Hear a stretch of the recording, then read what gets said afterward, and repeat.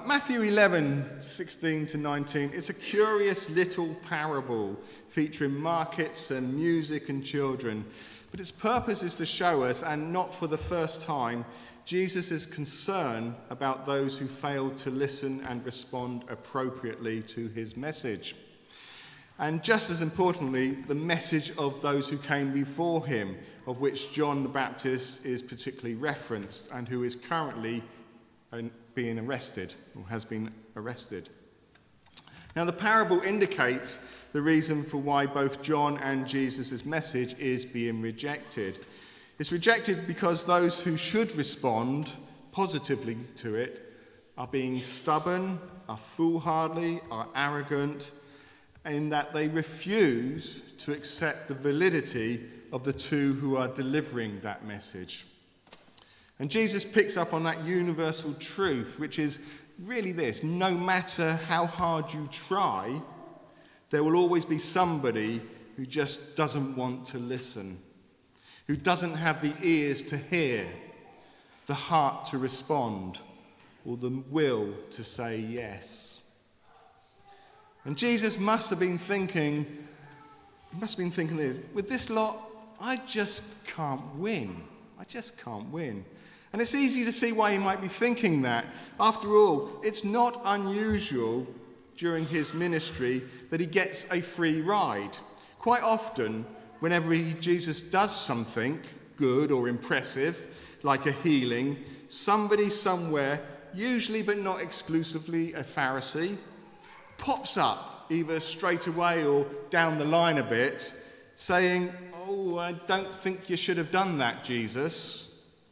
Or they're so terrified by what he has done that they just want him to leave the area, go away. And the Gadarene swine bit is a good example of that.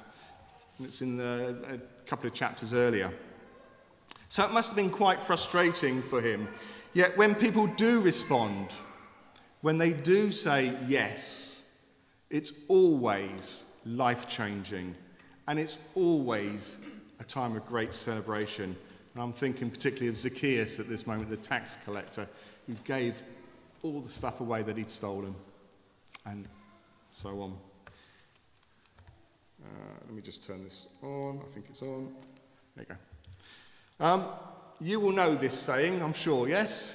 Yeah, you can lead a horse to water, but you can't make him drink. Jesus' message is simple. It's clear and it's in plain sight. You don't have to go looking for it. It's right there. You don't have to do tons and tons of research to understand it. It's not buried in some ground, in some hole somewhere, waiting for someone to find it and dig it up like a treasure. He hasn't left out important conditions. There's no surprise nasty once you've signed up. And he isn't going to change the terms and conditions down the line. Jesus isn't out to catch you out. The message of God's love is right there in the full glare of the sun, and it's right there in front of the people who crowded around him, listening intently to his words. The message revealed in both the words of Jesus and his person is the person of God's Son, the Messiah, was that God will save you. God will save you if you turn to Jesus. It's not like he's asking that horse to float on his back in the water or anything like that, is it? It's not difficult, for goodness sake. It's simple. He just would like the people he's talking to effectively take a sip of water from the well. Try it and see what you think. But there is simply no way that is going to happen with the people he's talking to. There's just no pleasing some people, no matter how hard you try, how you dress it up, or even how far that extra mile goes. Some people are just not going to listen to it. And the reason is ridiculous.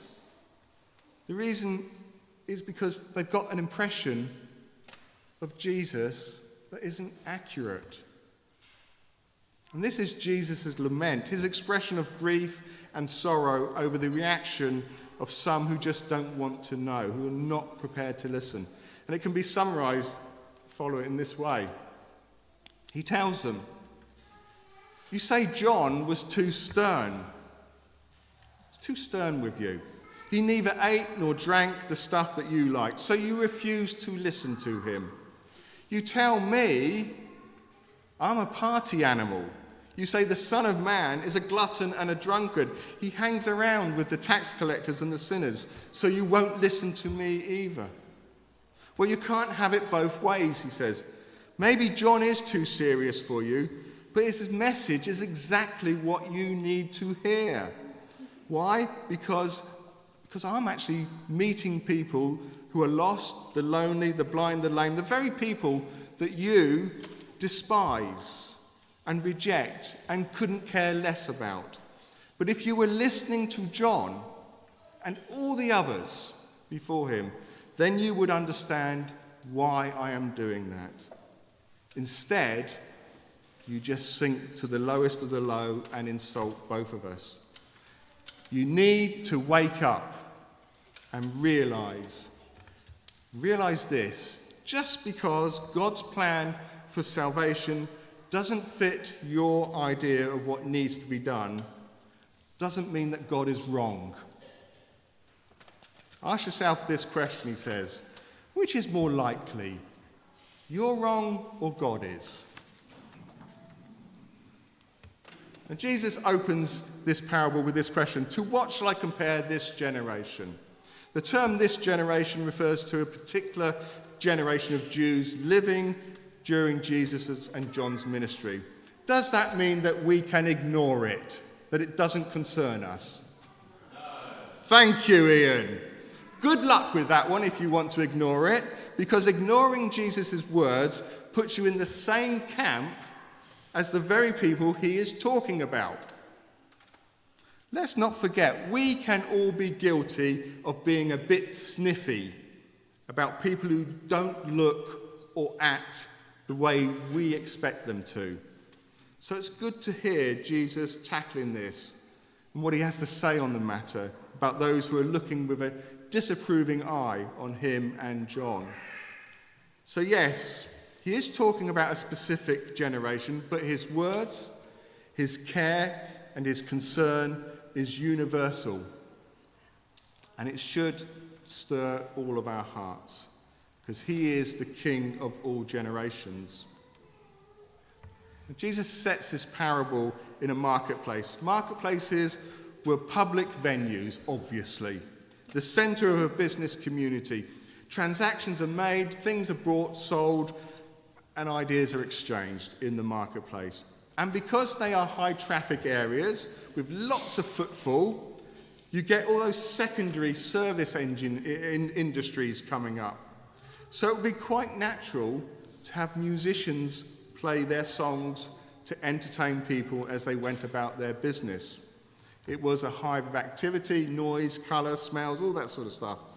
And into this very familiar world, Jesus sets this parable about child musicians and the songs they were playing.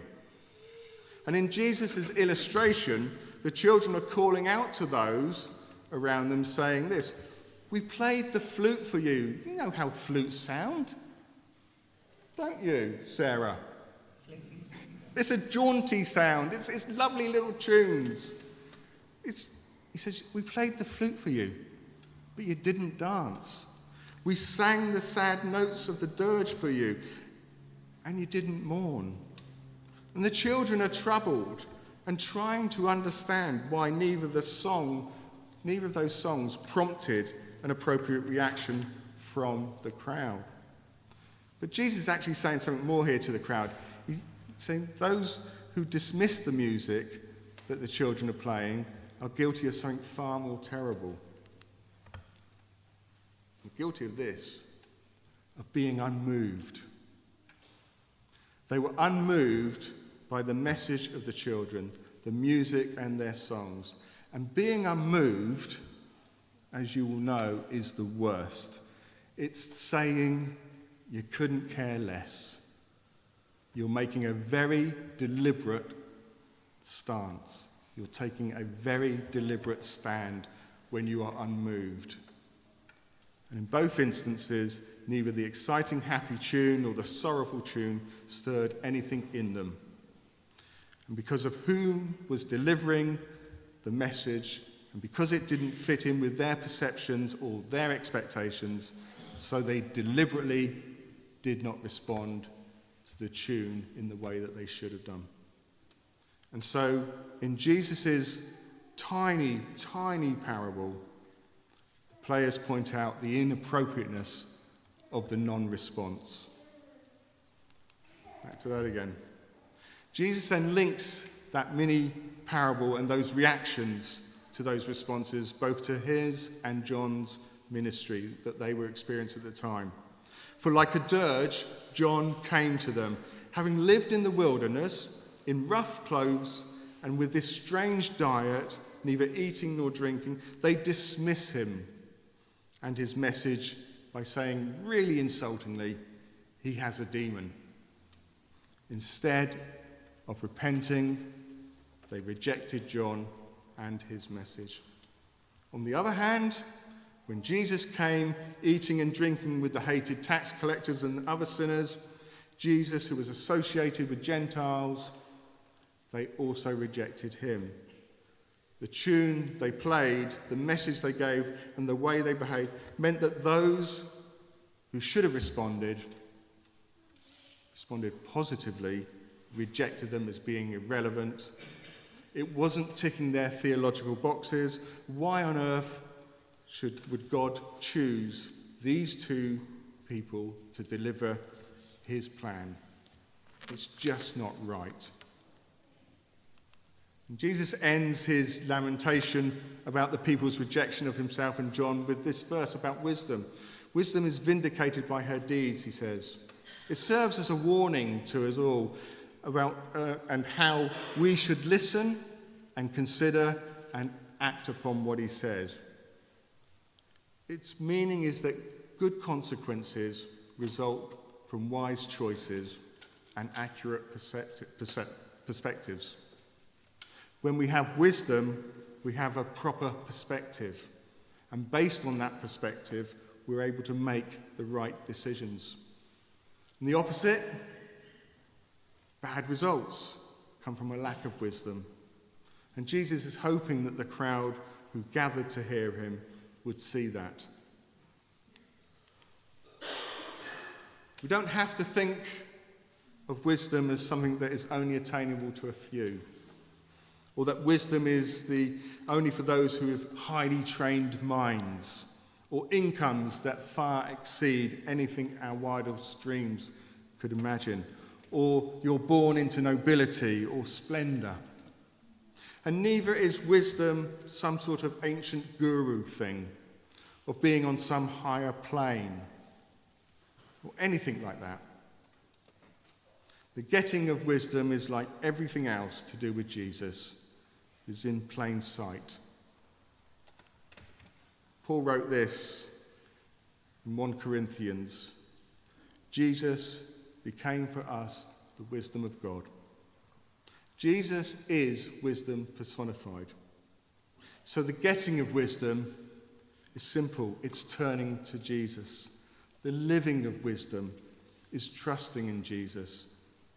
And the vindication of wisdom is Jesus' victory on the cross. And Jesus in this parable is warning us, do not be unmoved when you hear his tune. Do not be too stubborn or too arrogant or too foolhardy to respond appropriately. And for goodness sake, don't believe you have a better plan for salvation than God. Jesus is wisdom, and his song can always be trusted. Amen.